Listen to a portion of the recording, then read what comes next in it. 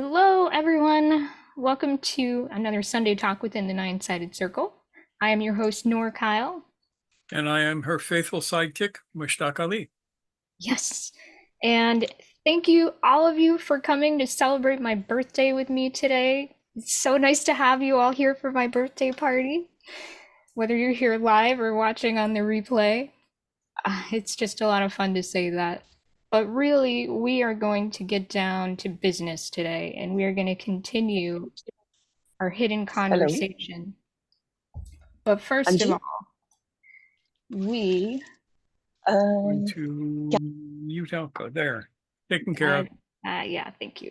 So, a little bit of the YouTube spiel, right? If Might you as well. are, yeah, do you want to do it this time? Sure. Okay, Hey, great. everybody. Spite the devil and like our page.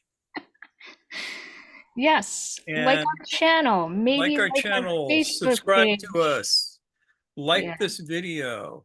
Leave a comment. We love your comments. Even if they're mean, nasty comments, we still love them because it gives us something to laugh about. Um, Join our Facebook group, Yeah, perhaps. join our Facebook group. It's a fun Facebook group. We say things there.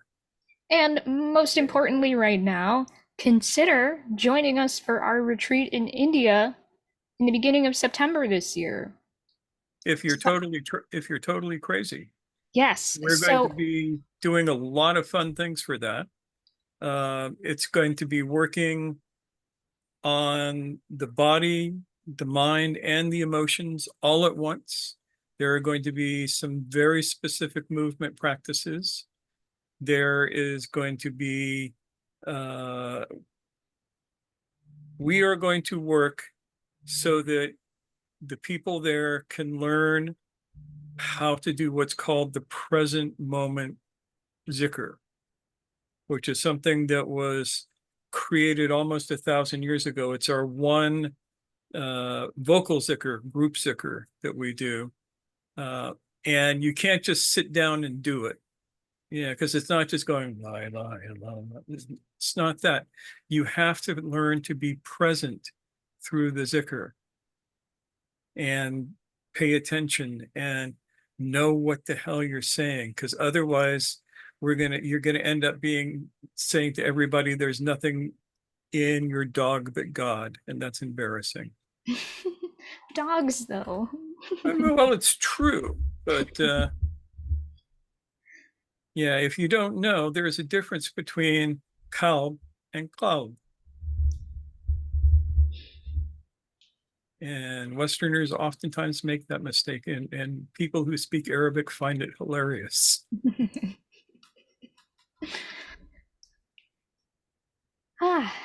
So that's a lot of cool stuff that we are very excited about, huh? Yeah, we're all very excited about that. I'm excited. Are you Good. excited? I am now. She's Yay. excited. Yeah, she wasn't Yay. excited because she was doing all the grunt work today. Yes. So yeah, by the time this video goes live, as I was just telling everyone here in the Zoom room, uh, that should be open and available, and you can join that email list so that we can get the ball rolling if you're interested in registering. That's how it begins. That's the first step. And from there, we will get you in touch with our travel agency who will accept payment. And there you are. You will be registered. And we will be so excited to spend time with you in September. And this is an incredibly beautiful place. The last place we were at was also incredibly beautiful, but this is different because this has got humongous mountains that you can Humongous. stare at. Yeah. Lots of forest, like a forest reserve. It's like a hilltop mountain resort Yeah. in And Indian Alka forest reserve. swears that we're not going to be eaten by tigers, but I don't know. We'll find out the hard way, right? Okay. All right, so more information on that forthcoming. Of course, we're gonna yammer on about it every single video we do for the next like 3 months, but hey, that's how we roll. And registration deadline, I want to make sure we all understand, is July 18th. So the sooner the better. Let's get started, shall we? Can't wait to see you guys there. All right, without further ado, aside from all the like, comment, subscribe nonsense and join our Facebook group, all of those And links send us money. you can donate. You can We donate, have a yeah. Stripe link now for the people who find PayPal to be a total pain in the ass that doesn't work for them. We understand. So there you go. You got a new way to donate. And someone asked recently about doing monthly donations. Coffee allows you to do that, and we connected it with both PayPal and Stripe now. So if that's something that speaks to you, you are totally welcome to support us in that way, and we would deeply appreciate it. To those of you who have done so already, thank you so, so There are much. many of you, Yeah, more than we can keep up with, and you're all wonderful. you We are, remember you to God every day. definitely. It means a lot. So thank you. That keeps our work vibrant. It allows us to keep going, to pay Keeps our the doors bills, open, all of that stuff. or it keeps the Thank computer open, one of the two. you. So, enough of our rambling. Let's get started with our topic this evening. And is this part of the hidden conversation? Oh yeah, this is totally part of the hidden conversation. All right, so this will be going onto our hidden conversation playlist. This is part of kind of a whole thing we're building out lately around some of the real fundamental stuff of our teachings from our predecessors to the current time. So this time we are speaking about the worshiping of the idols of the ego. Wow. And we're going to be talking about that from the fourth way and the Sufi point of view. Yeah, which is pretty identical in this case. As we've been discovering throughout the course of this hidden conversation, and much of our work before that as well. Yeah. So let me tell you a story.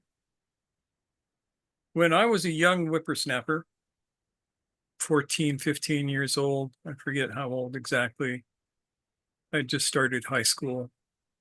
So however old that is, I found a book. It was called The Third Eye, and it was written by a Tibetan monk named Tuesday Lopsang Rampa. And I read it, and I thought it was the coolest thing since sliced bread. I bought the whole thing. And then I found another book by him and read it and realized this guy was a complete idiot and a liar who had no connection with Tibet. And in later times, after I had gotten hold of some of the of Blavatsky's work and theosophical stuff, I realized that he had cribbed everything out of theosophy and just pretended to be this Tibetan monk. He was actually a British plumber who claimed that his body had been taken over by a Tibetan monk, and he was now on the path and doing all of these talks on Tibetan Buddhism and life in Tibet and all sorts of weird stuff. That's kind of a wild ride. It was a wild ride. And after the first book, I totally believed it. Fortunately, I came to my senses because he went beyond anything I could accept uncritically. But that's the thing, my young mind, because this is the first time I read this and there was nothing else to contradict it, accepted everything uncritically. This is something that we all do. And because I got hip to this phenomena, I started seeing it elsewhere. Carlos Castaneda was another one. People read Castaneda's early books and believed them. They thought he was really hanging out with a Yaqui sorcerer. They thought he was out there eating peyote and doing Jimson weed and all of this stuff. And because of my background and because my family has been in the Native American church for 100 years, I knew he was lying. But if you said that to somebody who had believed the book, they would not believe you, which is very, very interesting to me. Another one is Idris Shah. Idris Shah wrote some books, wrote a bunch of books under a bunch of names. And his first books were written when there were really no books on Sufism outside of academia. He is the guy who wrote the first popular book on Sufism, which was The Sufis. And people believed it. They thought he was the grand sheikh of all sheikhs and the leader of all Sufis by the time he was done with them. And you could not convince them otherwise. And that was the interesting thing. When you do a first impression, especially from a book, because a book gives you a certain authority, then you will tend to uncritically accept whatever's in the book and take it as true. Yeah, we have Yeah. some commentary It from says Fiki in the chat. UCLA didn't take his PhD back because they wanted to save face. Yeah, this was about Carlos Castaneda, whose book was based on his PhD dissertation, for which he was awarded a PhD. So, you know, they bought it hook, line, and sinker. Yeah, even though it was in no way reached the level of a PhD thesis. It just didn't. It was a great story, but it was bullshit. He Yeah, says, it was a great novel. great novel, yeah. I mean, if it were just that, we would not be making critiques about it, right? Yeah, But unfortunately, it was sold as something it was sold as dishonest. nonfiction, Yeah.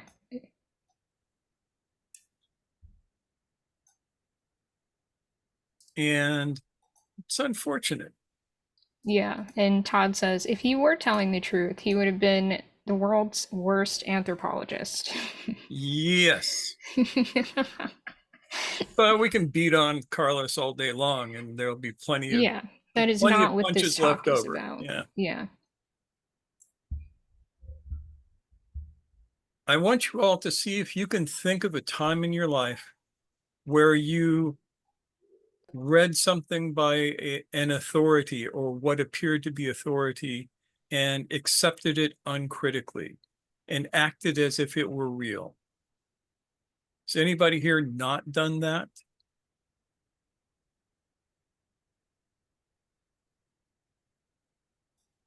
It seems as if just about everyone has. And yeah, that's okay. Yeah, of course. We are hardwired to do that kind of stuff. The problem is, unless we examine these things critically, we're stuck acting as if it's true. We're seeing that in politics now. You have one group of people who uncritically accepts what one group says, and another group of people who uncritically accepts what the other group says. And as far as I can tell, neither group is exactly telling the truth.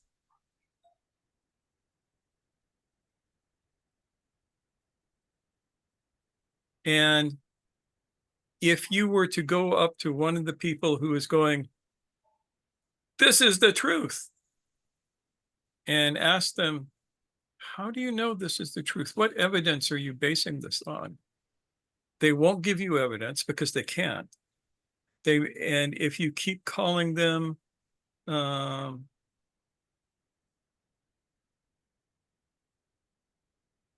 on their lack of critical thinking, they won't start thinking critically. They might attack you. They might try and hurt you. Because that's the response to this. Because this goes down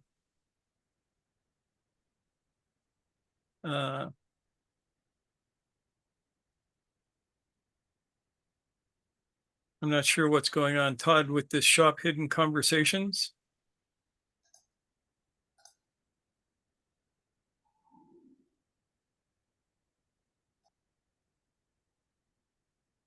Yeah, you're muted, Todd. I don't know if Teal just sent me that quote, Ah, and she said, "Well, there you go. No more need for study and hard work. You can buy Hidden Conversations on Amazon." Oh there my you go. God. There you go. Todd, you were around when this conversation first came up back on the Sufi studies group, weren't you? Yes. Yeah, I thought so. So you actually know what the hell I'm talking about. Todd is an OG or Even an before OD. my time. Yeah.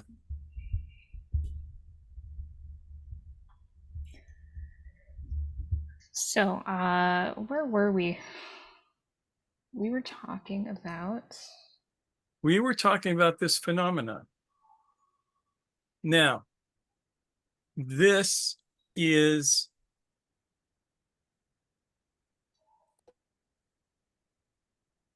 okay. Our mechanical selves can't really think. It can't reason. It can't examine things logically or critically. It works through heuristics. Y'all know what heuristics are, right? They're I think basically it's. rules of thumb. Yeah. Because I ate a green thing once and got sick, it's likely that all green things will make me sick, so I shouldn't eat them. That's a heuristic. And it's not true. There are some green things that are delicious, like green olives. Green olives are wonderful.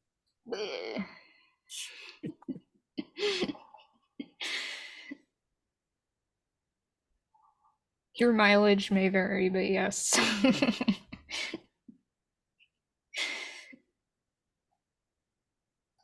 So, our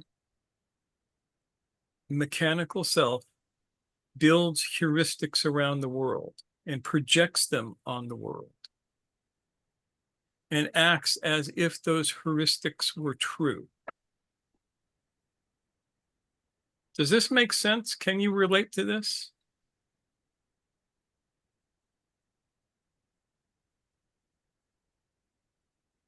Yes, people seem to find that relatable. Good. We want you to find this relatable.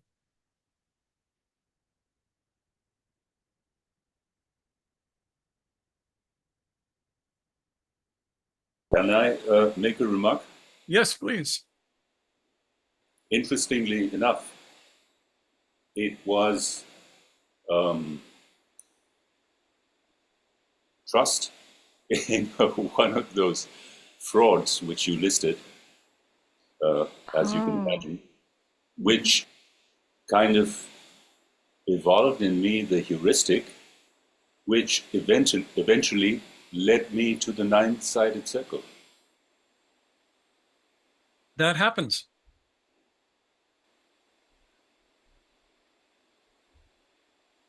And you had enough critical thinking that you could go, maybe there's something here. And enough critical thinking to check and see if we were completely insane, hopefully. We may be. I ain't saying we aren't. So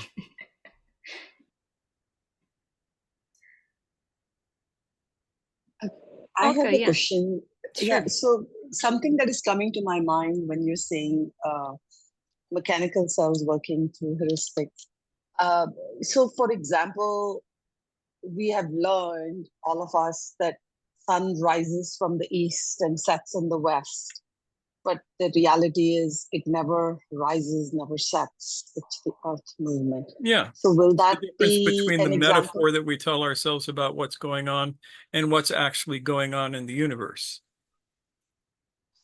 So that's the example. So am I understanding it right? Okay. Yeah, it's like you say to somebody, which way is up? And they do this. That's not up, Nowhere. that's out. There may not, in Yeah, fact, no. be an up or a down. There is only out. It's like There's wherever you nowhere on point earth is it's the, written which side up. Yeah. yeah. Okay. Thank you. Yeah, so it can be all kinds of things, big and small. And this is important because these are not, this tendency is not purposeless. There's a reason why we all do this. And it's Yeah. because, yeah, do you want to talk about that? No, you Mishka? talk about it, you know. So we all rely on heuristics, rules of thumb, every day, just about all day, to do the most basic of things, so that we don't have to overanalyze all of our little activities, all of our assumptions, all of the things that just kind of make the day go smoothly, perhaps, and that allow us to go through our routines, all of those things that we can take for granted without investigating, because there's no pushback against making assumptions about, you know, which way is up, or is the sky blue, that kind of thing. The sky is not actually blue, as we know. That's light bouncing around and reflecting off of particles in the air. So, But we can say, I perceive the sky as being blue, and that can be true. yes, exactly. Can I say something? Yes, of Sure. course. I feel to some extent that's why self-observation can be daunting at times, because it's challenging Oh, these hell yeah. notions, right? Right. Yeah. Preach. And it's like one thing that stuck with me. I'm not sure if it was Gurdjieff or Uspensky, but one of the principles of the fourth way is like verify everything, right? And that still has me challenging a lot of things today about me and about what I feel drawn to a lot of the times. And yeah, I think that's why the work is so intense for me, at least. Like, and I'm for all of us, right?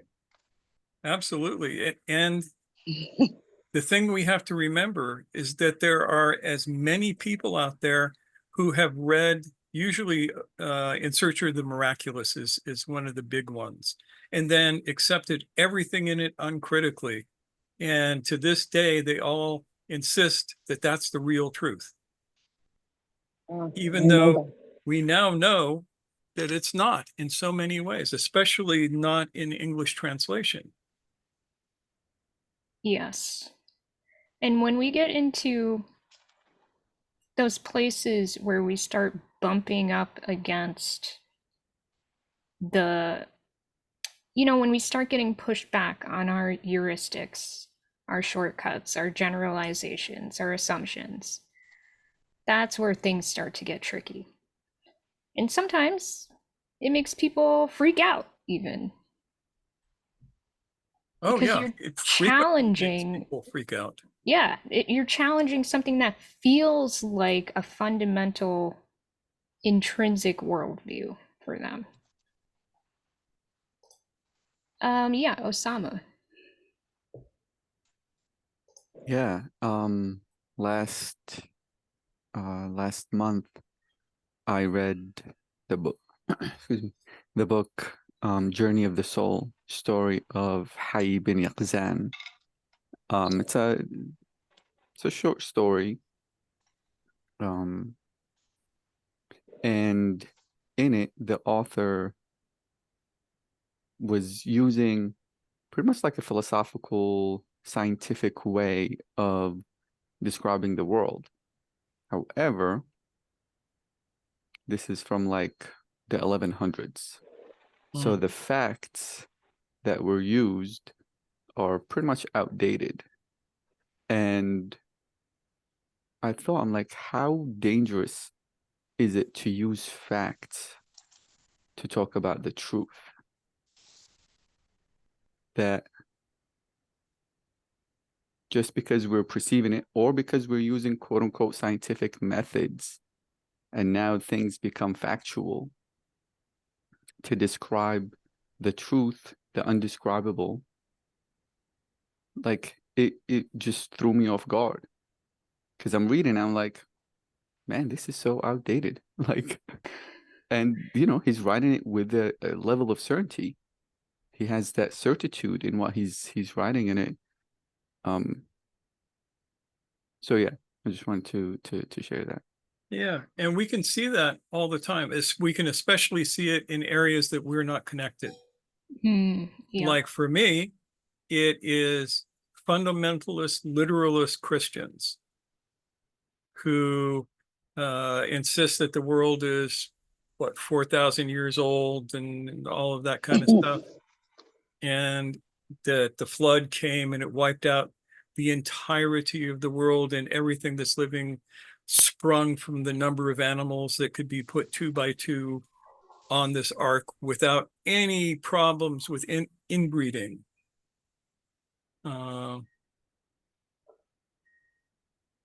And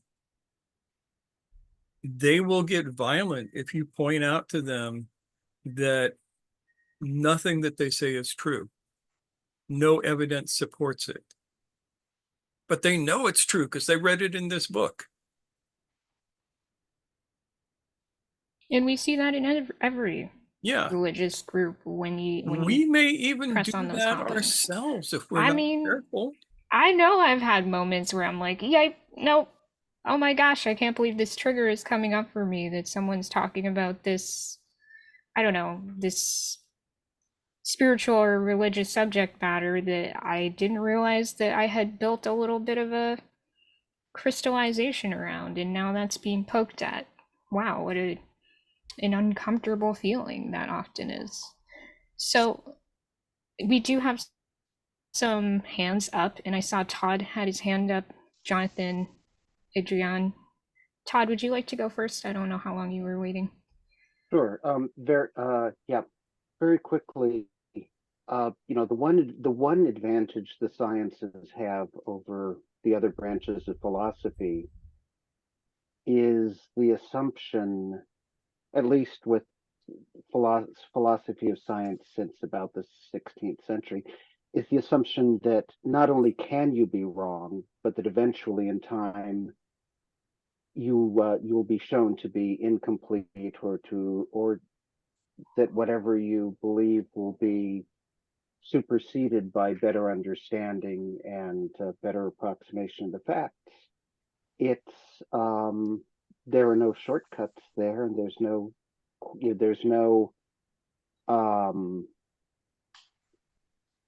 pipeline to the truth, but at least there is built in there, however imperfectly, the idea that you can be mistaken and correct from that, and in an ideal world not be so attached to the particular thing that you believe. It's, as I say, completely imperfect in the real world, but it was, I think, one of the great advances in philosophy, that that level of building that level of humility in, and it is a very difficult thing. At least that's to the be to be ideal. disciplined about. Yes. We're dealing with humans. What do you want? Yeah. Well put, Todd. Thank you. And the human that we have to deal with the most, the hardest human to deal with, is the one that's listening to me right now. You realize that. That's the hardest for you to deal with. It's easy for me to see where other people are wrong. Seeing where I'm wrong could be a little bit harder, because we're all, okay, we have this thing called the belief system, which I for shortening, I call it your BS. and everybody believes their own BS and is pretty sure that it's right. And if you don't deal with that, you have problems. And I will give you a quote from Mr. G. He says, and this is from In Search of the Miraculous, the evolution of man is the evolution of his consciousness, and consciousness cannot evolve unconsciously. Think about that. Consciousness cannot evolve unconsciously.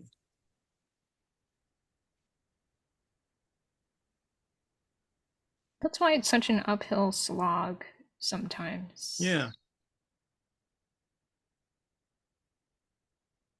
So I would like to touch yes, base, if you don't mind, I with do. Jonathan. I do not mind, because Jonathan had his hand up and Adrian has his hand up. Yes. Jonathan. All right, I'll go first. So I grew up in England in the 70s and the 80s. And a very strong thing that we were all conditioned with was that all women are kind, caring, chaste, and well-mannered. So, you laugh. I laugh We because all you have not believed met some it. of the women I know, obviously. Well, I was So totally true. believing in that, and my future was looking very rosy and bright. I was imagining that all I needed to do was partner up with women, and I would be loved, treated kindly, and cared for. Of course, the decades that followed were completely not that. And it took me really until I was about 50 years old to dismantle this idol, that I'd formed, to realize that women are just the same as men. Of course, Generation Z now, I think they've got a head start on me. They realize that from word go. Yeah, They're we working realized on it it. back in the 60s, but nobody listened to us. I mean, our war cry was, I think we're all bozos on this bus.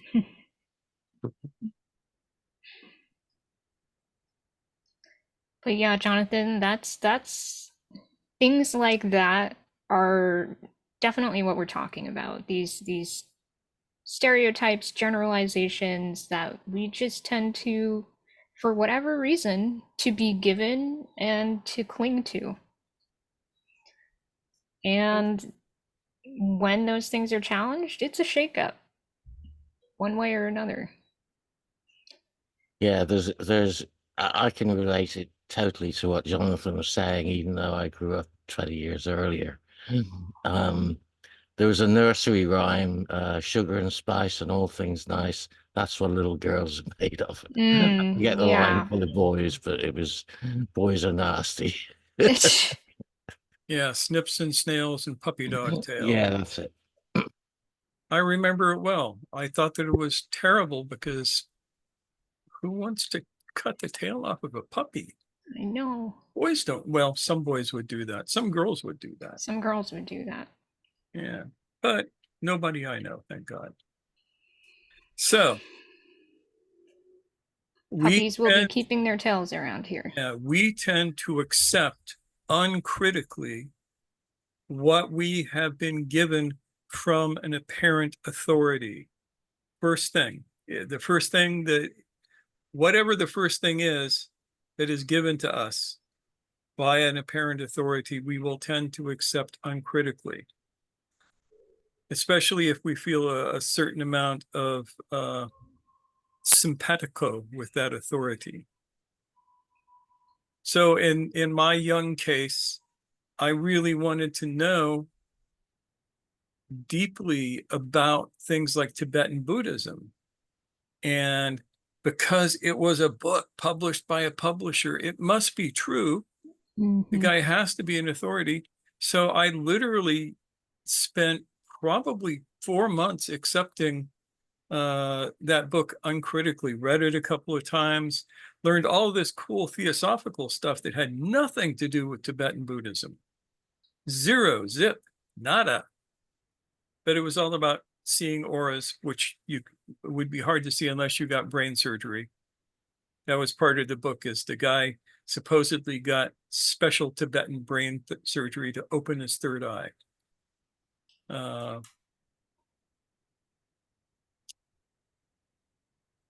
And I believed every word of it. Were you And looking then, forward to that brain surgery? oh shit, I would have gone for it in a New York second if a bunch of monks had showed up on my door and went, "Hey, we want to like stick this stick in your brain so you can see auras." I mean, I God, don't what blame can I you. say? Yeah. Yeah. Until the next book that I found completely went past what I was willing to be credulous about.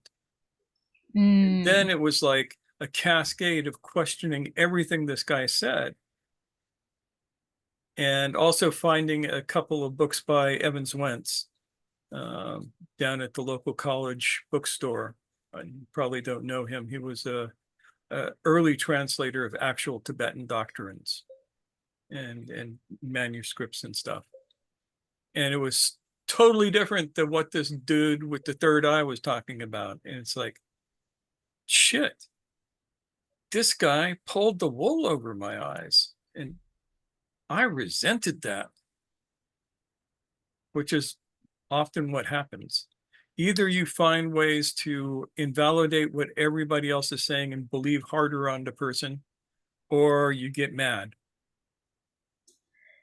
Yeah, it's interesting because stress was put on your heuristic in two different ways, right? It was stretched so far that it could not be stretched anymore, right? You were just like, I don't know about that. Just kind of an inherent questioning. And then that's internal, and then external was this other resource you came across that said something totally different. Yeah, Tibetan Yoga and Secret Doctrines. Yay, great book. Yeah. Yeah. So there's more than one way to get your idols trampled on. So we do have Adrian and Ian with their hands Yeah, up. let's get both of them and then we can get on to the next bit about this. Exactly. Yeah. Adrian. Hi, good evening. Well, it occurs to me two things. I'm very happy that I was brought up by a single mom living with her and my grandmother. So I had the opportunity to skip a lot of bullshit just by, yeah. And also to have been, I grew up in Brazil, which exposed you to all sorts of bullshit that you can imagine, and cults and currents and everything. Nevertheless, I was always had this discomfort that somehow led me here to the nine-sided circle, for instance, and other things before that, which I find it's that particular drive. I don't know. It's very mysterious to me how it works, but it does work. So on the in the sea, very very troubled sea of contradictory stuff when we all accumulate through the years and conditionings and cultural stuff and everything, there is something that is still pulling us towards a certain direction, right? If we pay attention to it or not, that is totally on us, definitely. And I do believe that there is a value in certain practice and self-observation that pays dividends after a certain, I don't know, a process, which can lead you eventually to operate even timidly with I don't know, with let's say, for the conversation's sake, intuition. That, of course, but always with that scrutiny, because without integrating your bullshit, There's no way to define if that is a valid thing or not, right? So it took me years and 2 failed marriages to discover that. And I'm very glad that I started to at least be a little bit prone to feel the scent. But dude, that's complicated, man. It is. Thank you so much for sharing. That's a lot. Quite a journey. Journey through bullshit. An ocean of bullshit. Yes. Osama too asks magnetic center, and the answer is yeah, sort of. We'll get to that. But first, there's Ian. Yeah. Yeah, I wanted to look at this from a slightly different perspective. I've sort of started to think, well, not even started to think, I've thought for a long time that there are tests that we go through as we grow up. And one of the examples I'm going to throw out is Santa Claus. Right. Santa Claus is this societal myth that we put in the heads of children.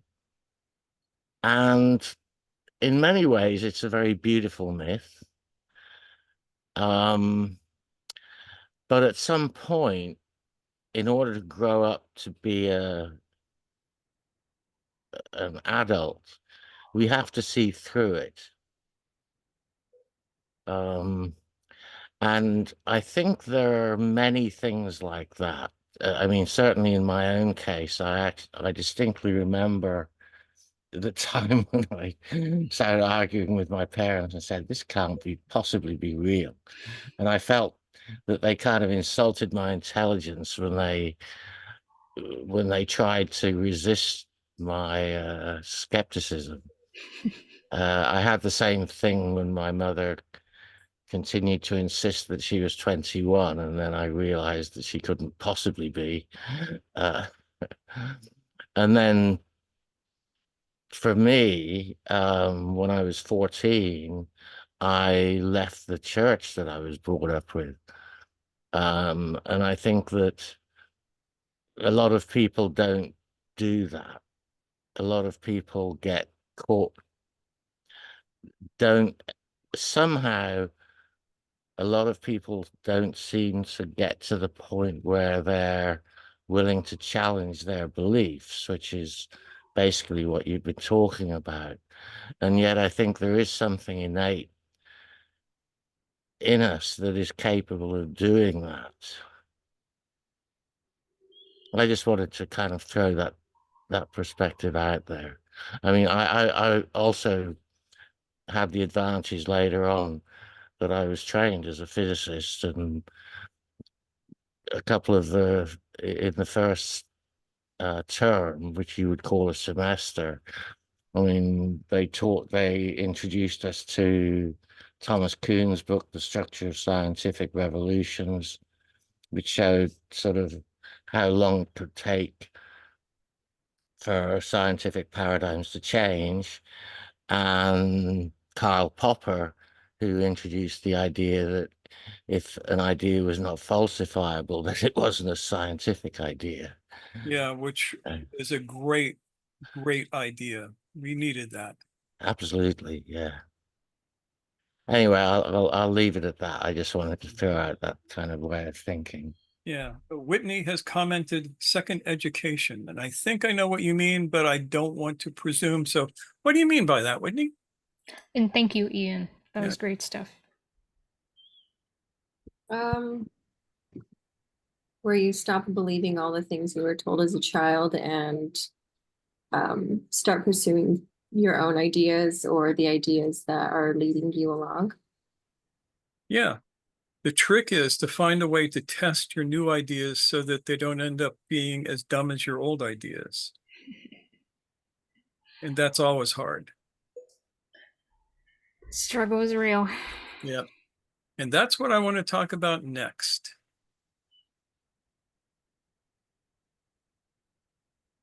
how do you deal with this? First of all, you don't worry about anybody but yourself, unless somebody else's ideas are oppressing you.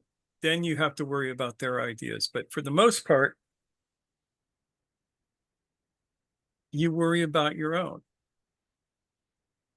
This is why self-observation is so damned important, and why it's given as the first step in Gurdjieff's work, why it is given as one of the first steps in Sufi work.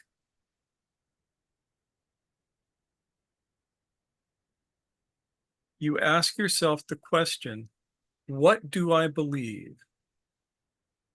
And a belief is different than a knowing. You get them mixed up.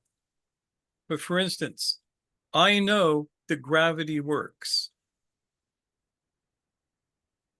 right? I don't need to believe in gravity for gravity to work. I can sit here and go, I no longer believe in gravity, and it's still working. Damn it.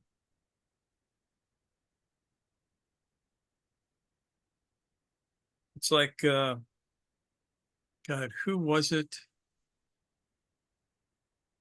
The quote was, reality is that which, when you stop believing in it, still persists. That's a famous, somewhat crazy science fiction author whose name is completely eluding me at the moment. Philip K. Dick. Brilliant author. I used to go by his house every year when I lived in Berkeley just to make a pilgrimage. So you find something that you believe, like this particular person is channeling messages from a higher being.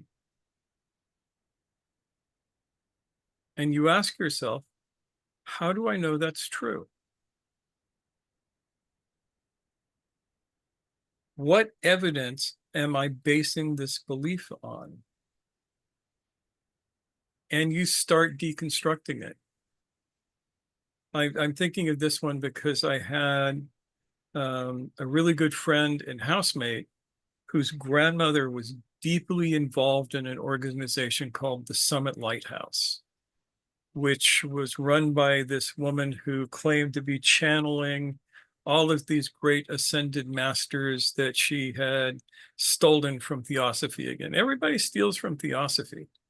Nobody steals from anything more interesting. But she would channel Dwal Kul and Kut Humi and all of these people that used to talk to Madame Blavatsky. But her favorite was Le Comte de Saint-Germain, the miracle man of Europe.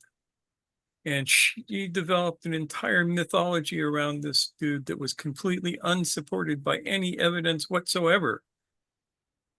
And here's the wrap.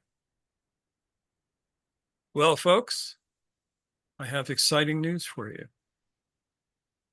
This disembodied great master dude has come to me and said to me that I need to be his voice in the world today. So from now on, I am going to be channeling him, and I'm going to be giving you the exact straight truth that he tells me. And you all need to follow what he says. It's not what I say, it's what he says. Now, nobody here is going to be seduced by that. We don't attract that kind of person, but there is a whole kind of person out there who would be totally seduced by it and start buying into it without ever asking, how do I know that this isn't total bullshit?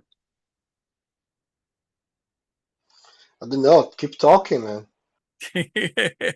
Well, and I was just going to throw in that potentially you're getting awfully close to real serious heresy with that. Well, they are. I wouldn't believe it for a minute.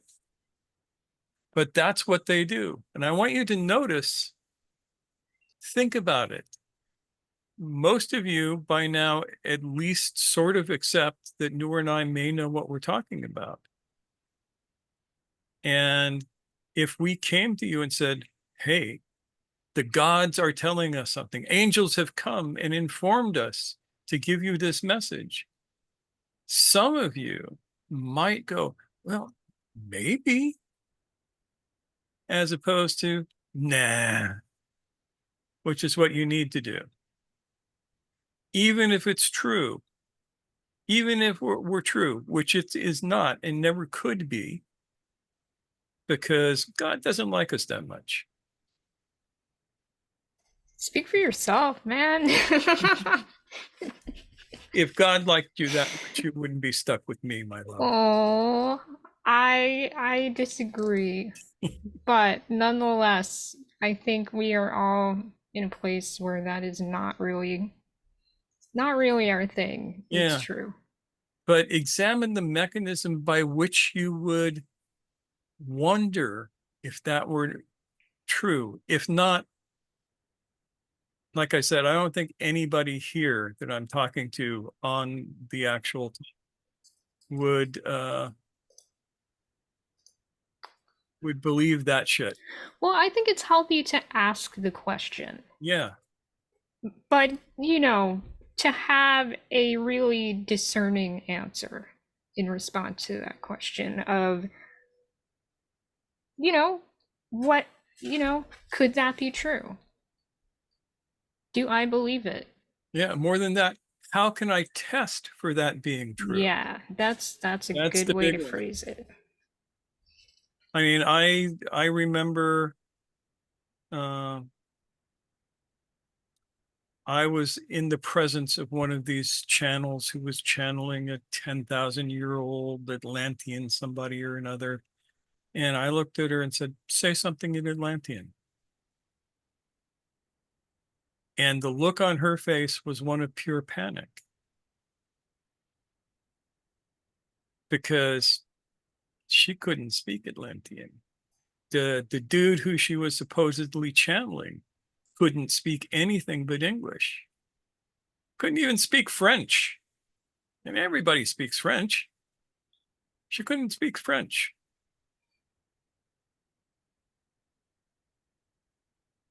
And that's one of those things that makes you go, well, wait, if you're a 10,000-year-old Atlantean dude, can't you speak your own language?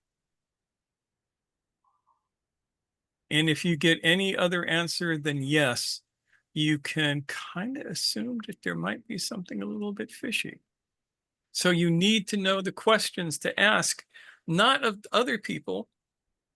Just don't buy into other people's BS. It is, you need to know the questions to ask when you encounter your own belief systems.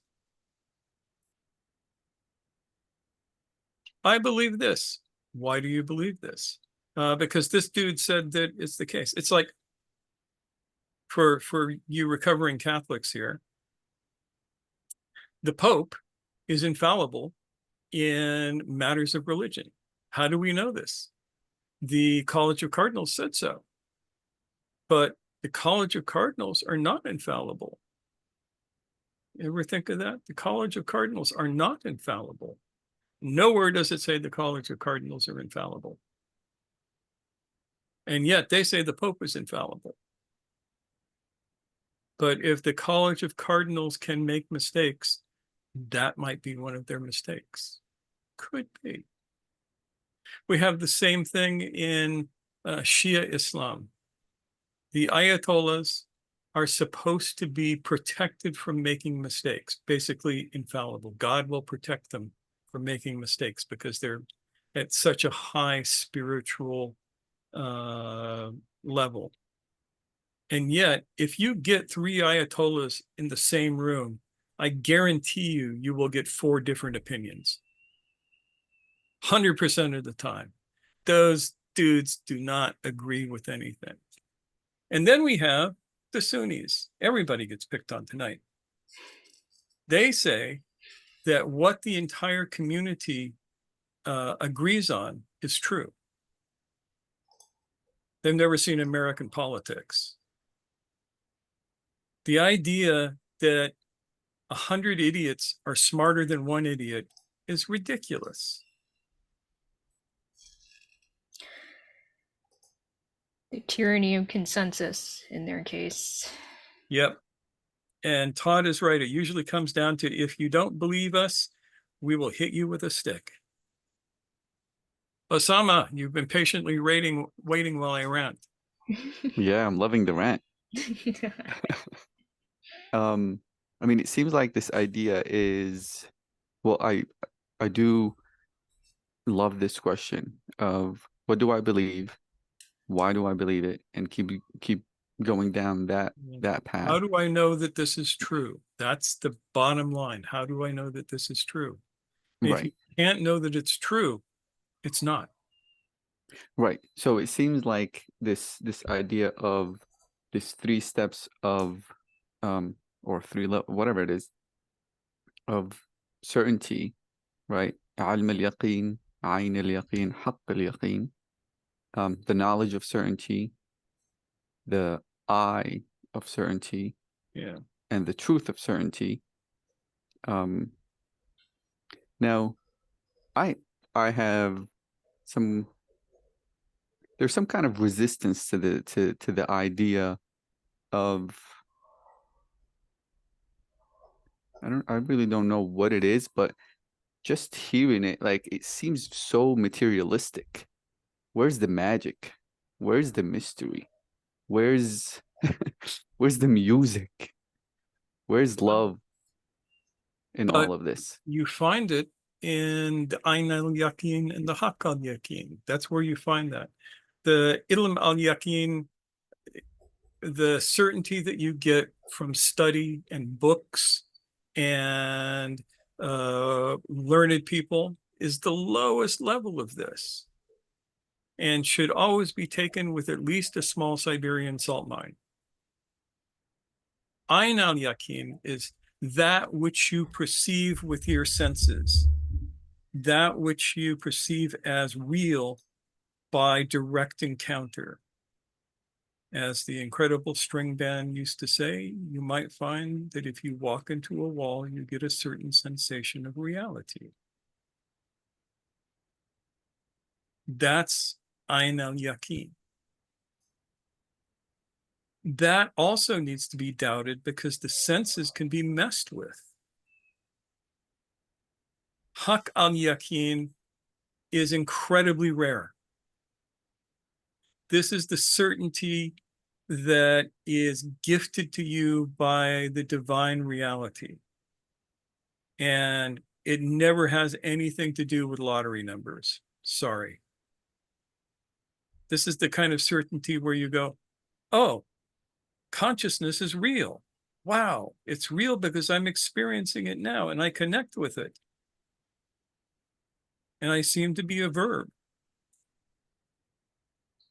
And you're Yeah. putting it into words, but Yeah, this is often a yeah, the real nonverbal Haqq al-Yaqin never experience. comes in words. It's direct experience of reality. Right. And So most of the time, you don't get that. And that's a problem because the people who think they got it but didn't get it are going to go off and start cults. yeah. Well, so here, this is the resistance that I'm feeling within myself, right? Let's say I'm back 1400 years ago. This dude in the desert comes out. Hey, my name is Muhammad. I see what I see. I've experienced what I've experienced. And here's what I'm getting. Then everybody's like, yo, you're nothing but a poet. You probably learned it somewhere. What are you talking about? This cannot possibly be true. What do you mean you speaking to God? No way. No way. You're what are you saying? Show us. I can't show you. It's only words. So this is, which obviously right now, 1400 years, I ask myself the same question, but I don't know. So how does this movement from علم اليقين the knowledge of the certainty to the perception to the truth. What is that path like? What is that path that can still allow for that magic to say, like, okay, Yeah. Yeah. I'm going to tell you something totally heretical, which is most of the companions, most of the early Muslims never got there. They just believed. And that's what they were called. They were believers. And that's fine, because the message that they were believing was a pretty good one. You know, the message boils down to, if you read between the lines in the Quran, all the things it says is, don't be an asshole, be good to each other. Same message that every prophet gives forever. Don't be an asshole, be good. And then it gives you some ideas on how to be good. You know, feed the orphans, feed the poor, take care of the stranger. Right? But there were a few who got to the haqq al-yaqeen. And we know them as like the chains of Sufism and some of the other companions who were above and beyond. They weren't just believers, they were arif, they knew.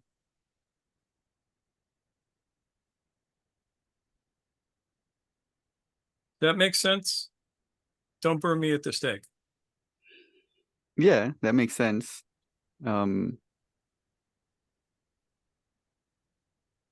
Yeah, I guess it's just within me. I understand the role of reason, and analytically analyzing something, whether it's true or not true. At the same time, I find it, for me, to allow space for that magic, for myself to say, what if this person, an angel showed up to him? What if Yeah, this person... and that's a good question. That's the opposite of what we're talking about, though. We're talking about those beliefs that you hold uncritically that cannot be supported by anything other than your belief. What you're talking about is actually what we are encouraging people to do, which is, what if? What if not? How do I know? So the prophet came and he said, you know, those stone statues that you give offerings to, completely meaningless. There is no particular divinity there, right? There is no reality but the one reality, no God but God, no God but the compassionate. The guy with the beard and his two daughters, nothing. Not even good statue work, not even good art. They look silly. And so he was the one who was asking people to examine their beliefs critically. And what were the answers that he got? Well, this is what our fathers did, right? We've always done this. Our ancestors did this. Why should we stop doing this? Well, because it's not real. Now you take that and you apply it to yourself. What is it that you do because you've always done that is just a belief system that has no support in reality? You can make support. I mean,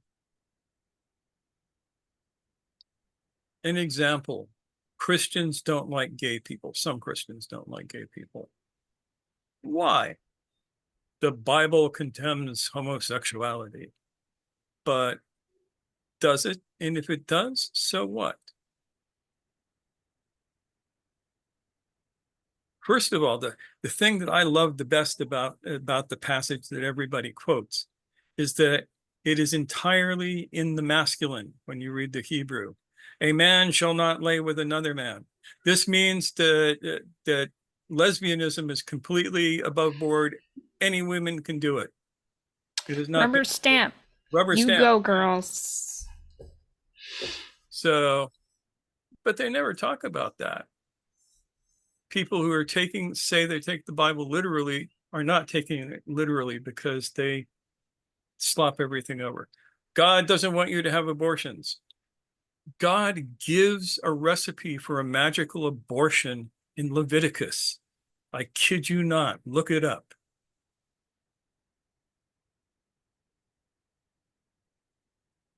It's like if a dude thinks that his wife has been messing around with some other guy and got knocked out by him, you can take him to the take her to the temple, and they mix up this special drink with the dust of the temple and all this other stuff, and she has to drink it, and if she miscarries, it wasn't his baby.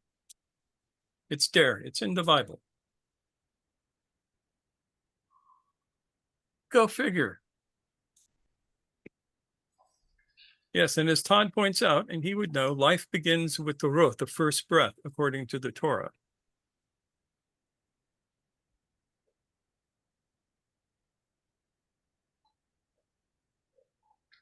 So taking a step back, Adrian says, you know, when you are doing this self-investigation, shall we say, then you are coming to a point of, as Adrian puts it, let's say, enhanced perception for the unmistakable certainty.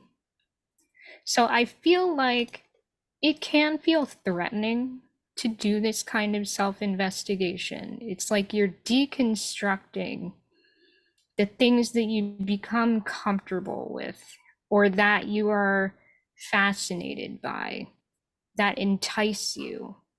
And you are looking at those things critically, which can be scary. But that opens up more room for the what if questions, for the openness of possibility, for, as you were saying, Osama, the magic of experiencing this reality as it actually is, to the extent that we have the capacity to receive that. And the more that we do this self-investigating, the greater our capacity can be to perceive. It's okay to be scared and to feel challenged. Like, that is so natural. That is so expected, really. But, you know, this is another reason why we call this work sometimes. Yeah, and we're not going to get to certainty using this. Certainty comes from elsewhere. What we are going to do is free ourselves from false certainty, God willing. Yeah, Adrian says the true Blade Runners. There you go. Yeah. We have a scientific or science fiction literate crowd here.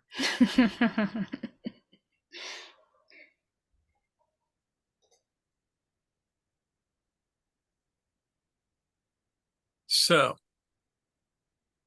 I'm going to read you another quote from Meetings with Remarkable Men.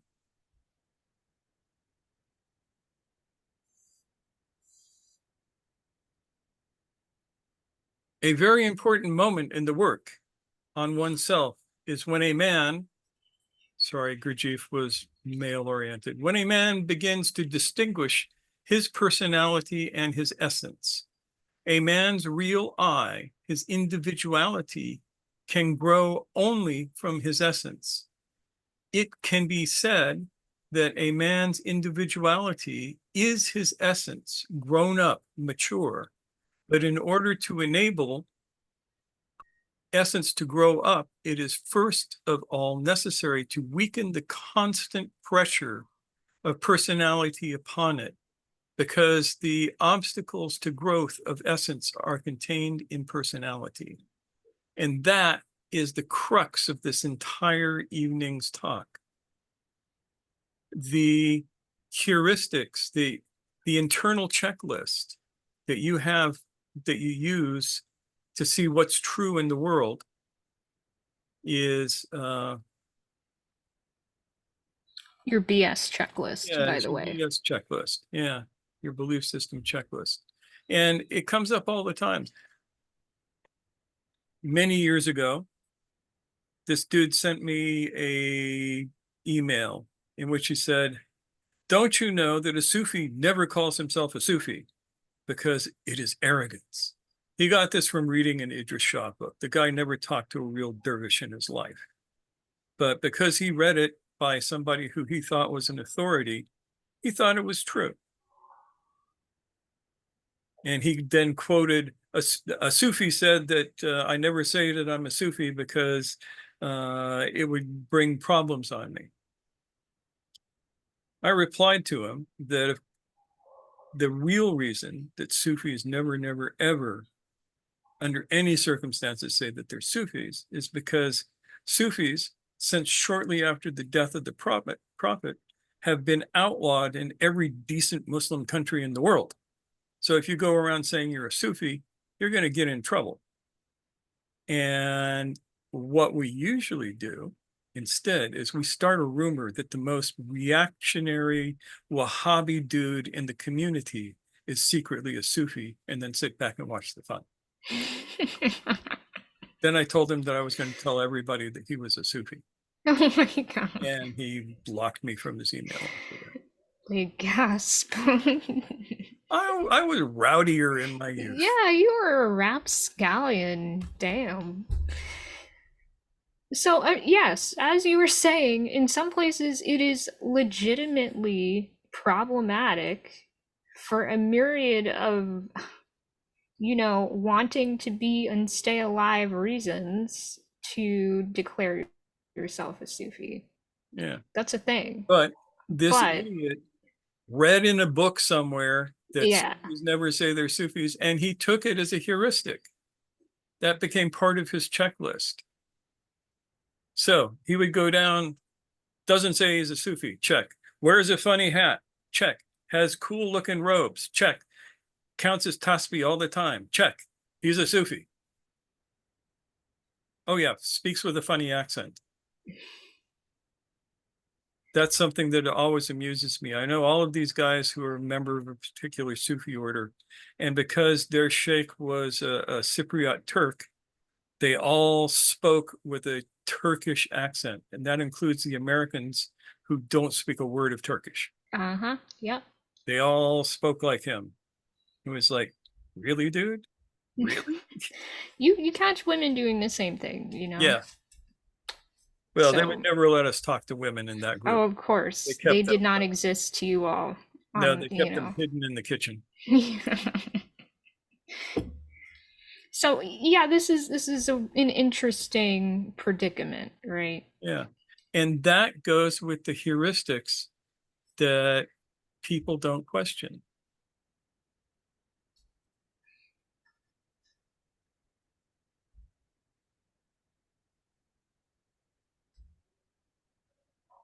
And that was just a stupid throwaway thing from this book that he read. Yeah.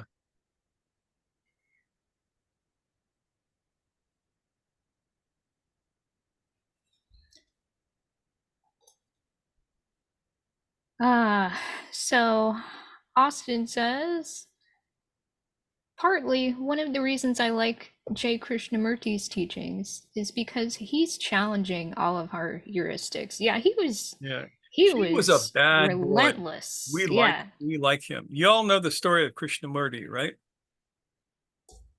Maybe not. So Krishnamurti, as a very young man, was taken in by the Theosophical Society in India, by the big heads. They had decided, for reasons best known to them, that he was going to be the Maitreya, which is sort of the Hindu version of Jesus, the second coming, the Messiah, coming to save us all.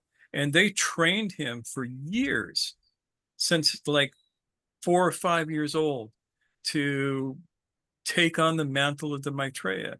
And then the day came when this was going to happen. He was like 21 or something.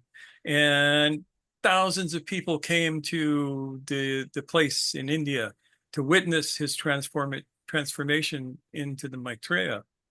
And he got up there and he said, I ain't going to do this. This is bullshit. You don't need a savior. Be your own savior. Go off and do your thing. And he walked off and left the entire thing behind. He could have had the entire organization as his playground. It could have been his wading pool, and all of the people there would have been his rubber duckies. And he said, no. And from that day on, his message basically boiled down to think for yourself. I love Krishnamurti. And he was very good at asking these questions that Yeah. we're talking about. Yeah, it's a great story, but I'm going to nitpick on one thing. Buddhist, not Hindu. Yeah, whatever. Okay, thanks, Ian. Theosophical, not Buddhist or Hindu. So there, ha! One of the things that I found with his message was, and it took me a while to realize it. I'm like, okay, that worked for him. That works for him, right? Just dismantle ideas. There's no one particular path to truth. And then I almost like, okay, that makes a lot of sense. That's a good foundation to have. And then you start venturing off into things that make more sense for you. Of course, right now I'm very early in my stages of finding my path. But I also try to be careful to just like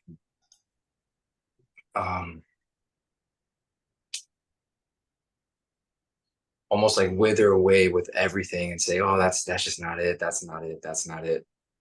There's certain things that work for certain people. And for him, that was what worked for him. Yeah. And that's one of the things, is no one thing works for everybody. There is no one size fits all enlightenment. And it's like Eckhart Tolle. To me, he is obviously an awakened human being, and I can't listen to him talk for 5 minutes. His path does not fit me even on my little finger. But it doesn't take away from the fact that I acknowledge that he seems to be a completely awakened person. And some people really dig him.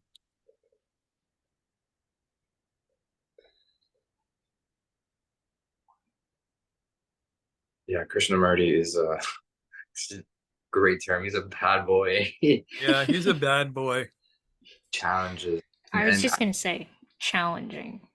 Yeah, Yes. I reading one of his quotes and I was like, oh God, I've got to unfollow him on Instagram. And I was like, this is really good, because yeah, I mean, and that's one of the things that he says. It's like, stand nowhere, be nowhere, no certainty in anything. If you're lost, this is where you want to be.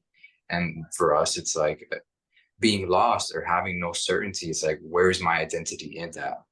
Where do I grasp onto? And that is for some part. Yeah, and our point of view, which is maybe slightly different than his, is that when you get to that place of uncertainty, of not knowing, there is one thing that you can know, and that's what you hold on to. I'm not going to tell you what that one thing is. It's a secret.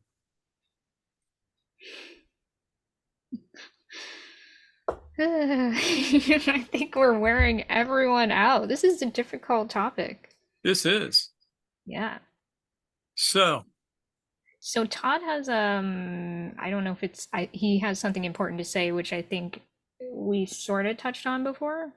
I don't know if you're ready for that yet. I don't want to pivot to the place for heuristics in our lives. Yeah, you totally need heuristics, but go ahead. Well, Todd says, at some point you need heuristics to function, even as even as a more aware person. The challenge is developing better ones and being able to abandon them when they aren't useful. I would be horribly maimed without the heuristic of it's hot, don't touch it, or don't work faster than your tool wants to cut, or what do you know and how do you know it? Yeah, and all of that is absolutely true. We're not saying get rid of your heuristics.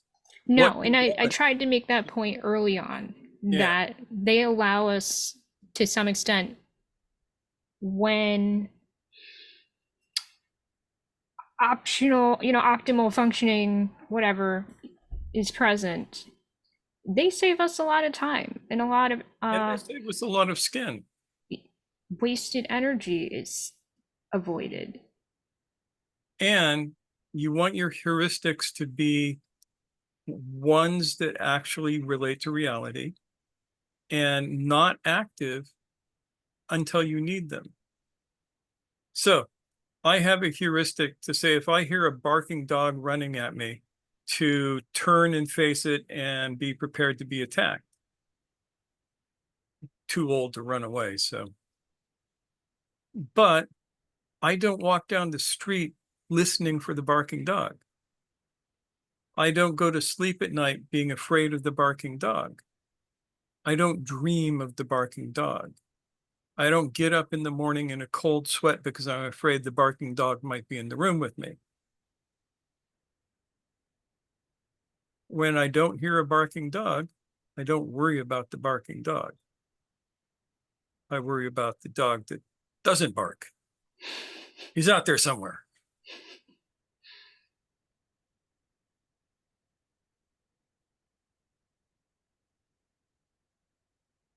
So building heuristics that work for you is an important step in this.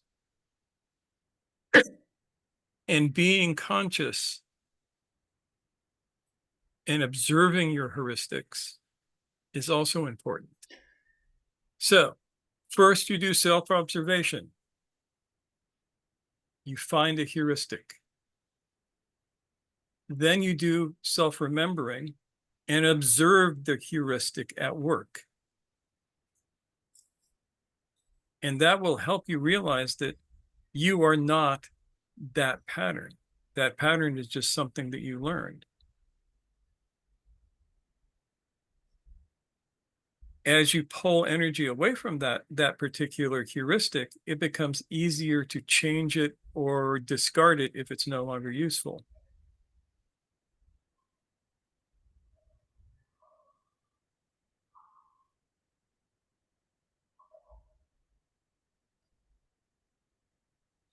I developed a heuristic when I was probably 7 years old that says, when you hear a certain sound, jump 5 feet in the air and 7 feet straight back. Mm. And the sound was the rattlesnake's rattle. Was one trial learning.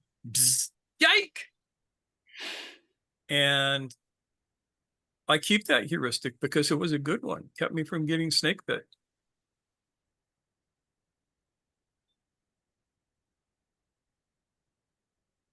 But unless I hear that sound, the heuristic doesn't activate.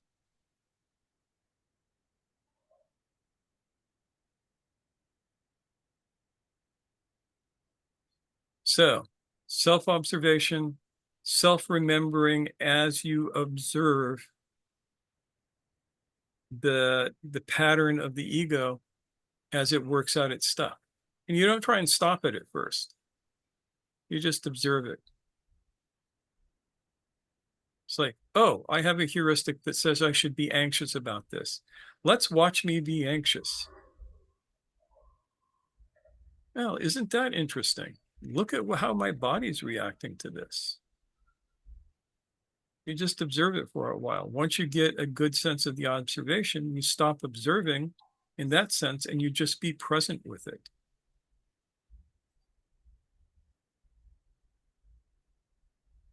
and wonder of wonders, it will begin to relax. Most cases, the energy will pull away with the lack of identification. So you're not really fighting it or rejecting it either. Yeah. So if it's something really stupid, like being anxious about people who you don't even know not liking you, that's when you're allowed to reject. Mm-hmm. I had that one once. It was pretty stupid. Running a Sufi group on the internet got rid of that one fast.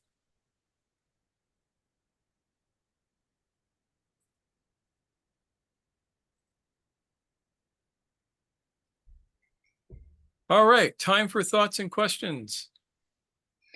Lay 'em on us. Lay them on us. Want to hear from all of you, or at least some of you. All right, who haven't we heard from? Kristen, how are you doing with this? What's coming up for you? Hello. Excuse me.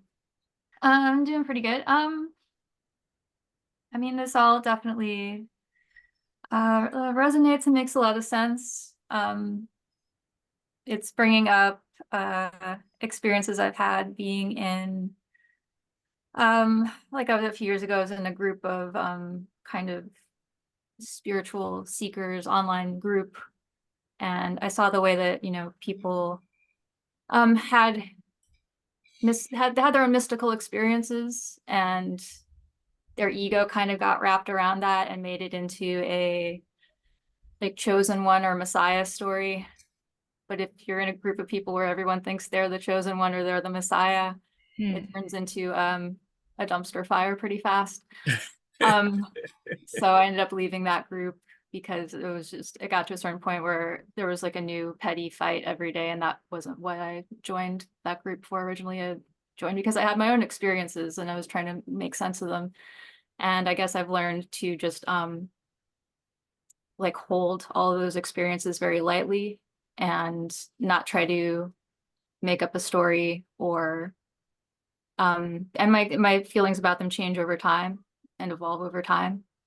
And also I had a bad experience a few years ago with like meeting somebody IRL that I've been following online who portrayed themselves as an aspiring, you know, spiritual teacher, and after getting to spend some time with them, realizing they were just not that, they were like the opposite of what they portrayed themselves to be online. And, you know, it's like I work in the entertainment industry. I've met my fair share of famous people who are awful in person. Yeah. But I let my guard down around this person because, you know, because the way they portrayed themselves. And that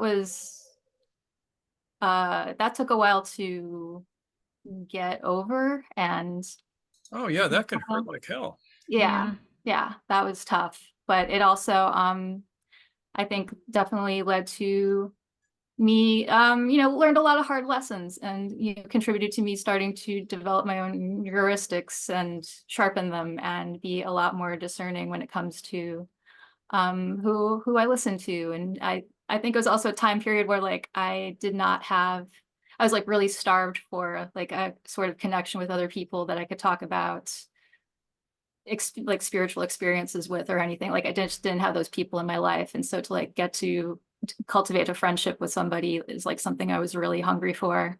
And I turned a blind eye to a lot of things. And it took a few months to realize like, oh, you were not who I thought you were supposed to be. But yeah, that's what this talk is kind of bringing up. It's like those experiences, but they've also kind of like led me here, you know? So yeah. And we're probably not who we're supposed to be either, but we're more fun about it. Yeah, I mean, we are not immune to not only having our own like belief systems that may be a little messed up and worth working on, and you guys are within You're part your of our right, checks and balances. and we encourage you to do the same for yourselves toward us in things that are completely unrelated to us as well. So in relation to your first story with all of the guys with the spiritual experiences who thought they were the Messiah, back in 1967 on the corner of Haight and Ashbury Street, I was hanging out, panhandling to get myself some fish and chips from the fish and chip place. And I heard this conversation. One guy who was obviously tripping balls comes up, and there's this other guy who's tripping balls. And he says to the guy, "Wow, man, I'm God." And the other guy looks at him and said, "Cool, me too." They walk off together. If you don't got that, it ain't worth doing it. I mean, they could have had a fist fight about who was really God, but instead they decided to both be God. That's kind of lovely, actually. Yeah, that's Yeah. much better than what I was experiencing in the online group, you know. Yeah, that's why that stuck with me all these years. Yeah. Thanks for sharing that with us, Kristen. Who else? Yeah, Osama. Osama A. Osama 2, you mean? Yeah, Osama Yes, 2. go for it. There's Osama and Osama 2. Yeah. No, I actually wanted to mention what Osama, the one and only, was talking about. The 3 levels of certainty, and Austin was also talking about certainty. So we've been discussing heuristics, and then there's the matter with certainty and levels of certainty. So being able to identify one's own heuristics and being able to detach from one's own heuristics and to not let them be a nuisance when one doesn't need the negative consequences is one thing, but there's also a positive need for certainty, which also grows with one's need in general. I guess it relates to the topic, so I just tell you a short story. There was a time when I was in physical distress, let's say, and in that state, I needed certainty. Well, or to put it in other words, I needed something that works. So I needed a certainty that works or a belief that works, right? I needed a God that works, a functioning connection. And then all my heuristics didn't work. So the Idris Shah didn't work, and the Gurdjieff didn't work, and all which I was kind of imbibing from traditional religion didn't work. And the only thing that I found, and I guess I found it because I had a mobile phone with internet, so I could, surf, was sermons of Meister Eckhart. And in that state, in that moment, that just kind of spoke to me. Now, what I'm interested in is how do all my heuristics relate or lead to, perhaps, or do they lead to at all, certainty? And where does certainty come from? Because like dealing with heuristics is one thing, but having a positive need for certainty is, I guess, important for me.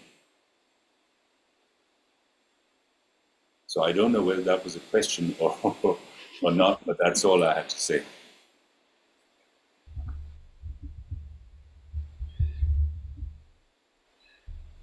I think getting to real certainty is a long path. And it requires a lot of uncertainty before you can get there. I remember one of my earliest spiritual teachers saying to me, not knowing is a very high state of consciousness. If you find that you don't know, be happy. I took that to heart because I didn't know a bunch.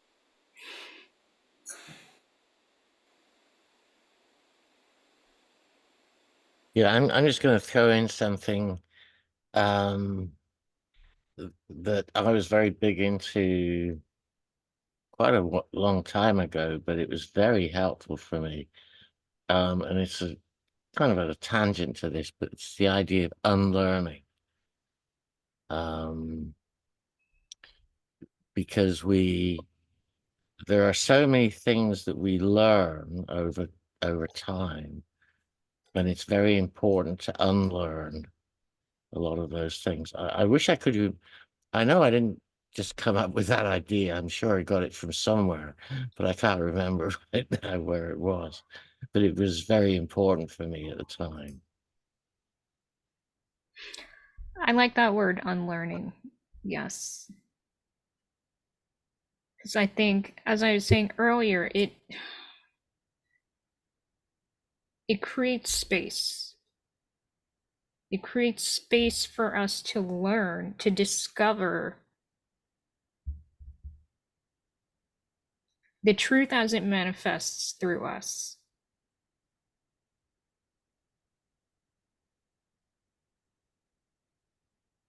And when everything is being dumped in from our parents, from masjid or church or, grade school teachers, and even, arrogant professors at university or whoever,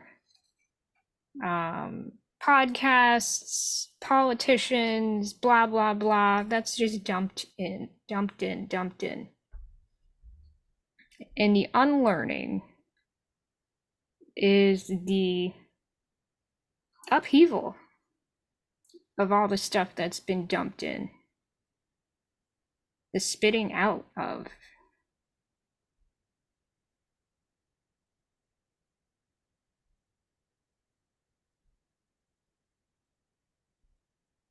And yeah, I mean, I feel like this whole process of asking, what do I believe, is a way to go through this upheaval and this unlearning in a way that is meaningful, that allows us to own our own agency, to practice our own agency.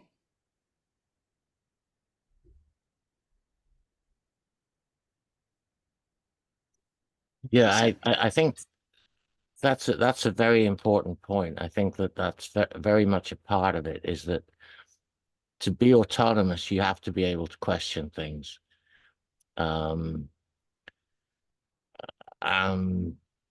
Digging deep into all of that is part of how you get to autonomy.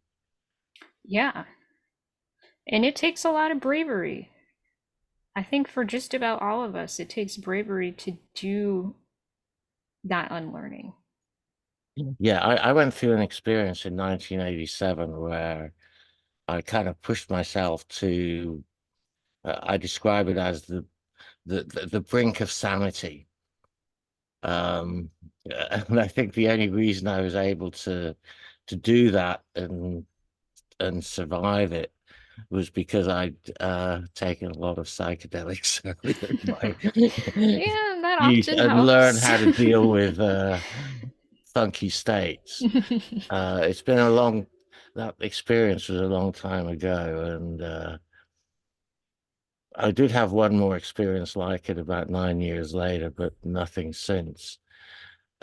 I found those to be very useful, but I don't know how I call them my personal vision quests, because it feels like they were vision quests, but they weren't sort of directed by anybody else or following any standard pattern. They were really intellectual deep dives into everything I was going, and both of them were very productive. And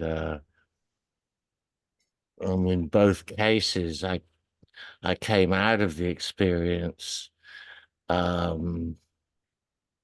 with things that were very helpful to me for very many years. But these were not instant things. In the first case, it was like 3 months. I forget how long the second one was, but it was quite a long long period of time. And it was a very intensive amount of effort. And I since the second one, I just haven't felt that I had the energy or the motivation to undertake that kind of effort again. It can be like that. It can take, a need to set time aside in order to do these things. So I hear what you're saying about it taking energy. I mean, it's interesting that we're saying that while also acknowledging that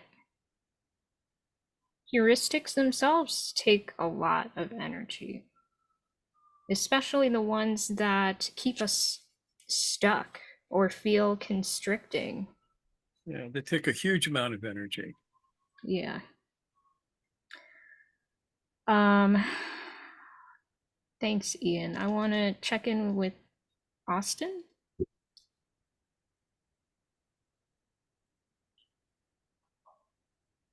Yeah, something that really stood out to me in the beginning of the conversation was,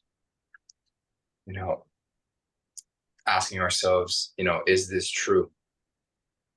And it's actually one of my favorite questions to ask clients, right? Like, where is this belief coming from? Is this your belief? And then, how do you know that it's true? And that's why I think it's so important. That's why I think this community is so important, because when we tend to ask ourselves that question, we naturally deflect it, right? Because it's challenging first and foremost.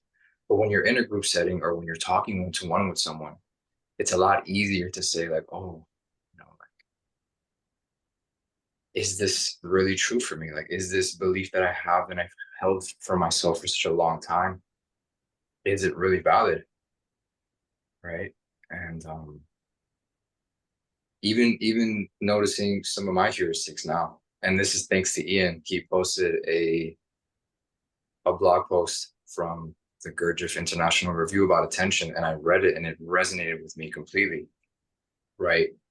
And one of the things I took away from that is, for a long time, you can't necessarily trust your emotions. You can just trust the effort that you make. And that I verified, and I've verified till today, right?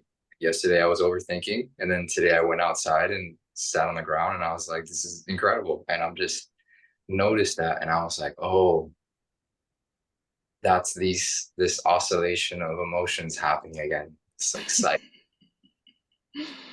And Yeah. some way, shape, or form, in that observation, I can sense what I call like the grace of God, right? Where, oh, I can just observe this and I can just take it for what it is. Take it for what it is. So Yeah. I appreciate this a lot. Thanks, Austin. Well, I think that this is about time for us to wrap up. Getting late. Yeah, Alka, did you have something you wanted to share? Yes, but if it's too late, it's No, perfectly just fine. remember we've been going at this for almost 2 hours. So Yeah. briefly. So ever since I can recall throughout my life, I had this belief that I'm a girl and I have to take care of my younger brother because he was the only son in our family. And I didn't even know this. This was all because of my upbringing, societal pressures, family pressures for years. I mean, I only lived to please him. I didn't even know how to love because of this. And then one day I found a teacher who told me, observe yourself, observe yourself. And I started noticing that and I had to come back. I lived away from him, but only for him. And I had to come back and be around him. And I realized he didn't need me. He was married now. He had kids. He was grown up. He had all the money. He didn't need me at all. which really confused my reality. And if I was not observing myself, I would have started blaming him. I would have started spiraling into depression. Nobody loves me, nobody cares for me, kind of thing.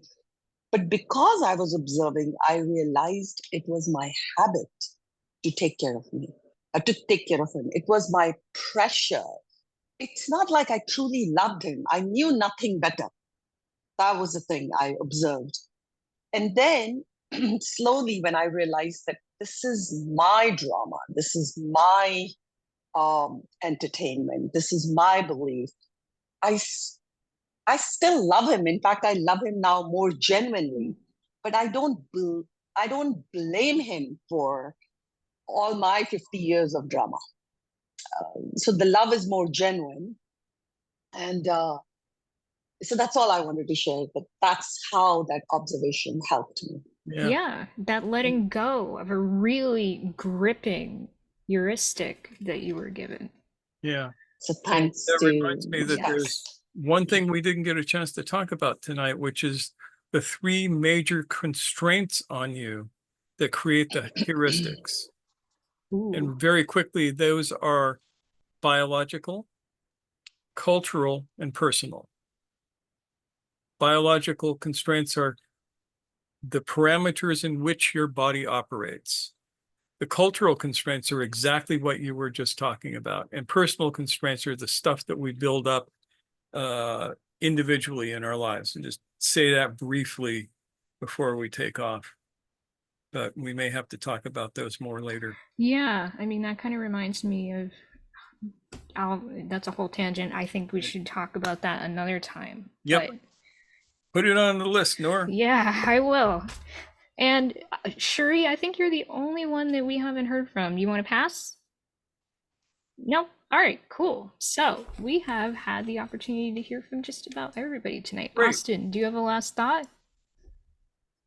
No? Okay. So, excellent. So I'm can go on Brady shifting Bunch over mode. to Brady Bunch mode. A couple of people had to take off early because we are so damn long-winded. Getting late for them. Yeah. Thank you so much for being here, everyone. This was an excellent conversation, and it will be an ongoing one, the hidden conversation after all. But thank you so much for being here again, for spending my birthday with me. Means a lot. And the retreat landing page with all the information you'll need and the way to get on the mailing list to connect with us about registration, that is going to be posted in the description below and on our Facebook page and Facebook group. I'll probably even send it out in an email tomorrow. Print out mailers and go around sticking it in windshield wipers of your cars. In mailboxes, yeah. So look forward to that being plastered everywhere. Yeah. In the meantime, we will see you next week then. Take good care, everybody. Be well, and we'll see you then. Take care. Each other, everybody watching on YouTube. Bye.